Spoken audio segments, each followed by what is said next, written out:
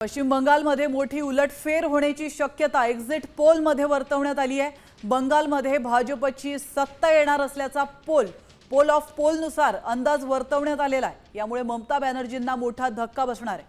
आपण पाहतोय आसाममध्ये भाजप, तामिळनाडूमध्ये पुन्हा स्टॅलिन यांची सत्ता येण्याची शक्यता वर्तवण्यात येते, तर केरळमध्ये काँग्रेस मोठा पक्ष असल्याचा अंदाज आहे। दाव्यांना धक्का बसण्याची शक्यता आहे।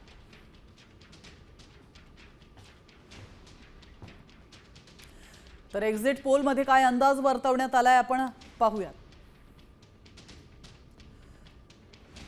तर 5 राज्यांचा कौल काय सांगतो आपण पाहू शकतो। Paschim Bengal poll of the poll 294 जागांसाठी मतदान झालेलं आहे। तर मॅट्रिज टीएमसीला 125 ते 140, भाजपला 141 ते 160, काँग्रेस इतर पक्षांना बऱ्याच ठिकाणी खाती देखील उघडता येणार नाहीये असं या पोलमधून समोर येत आहे।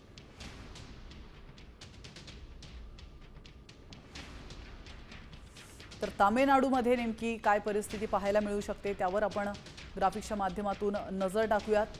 पोल ऑफ द पोलमध्ये डीएमके 128 पेक्षा जास्त, त्याचप्रमाणे एआयडीएमके 63 पेक्षा जास्त, तर टीव्हीके 34 आणि इतर पक्षांना 9 जागा मिळवता येऊ शकतात।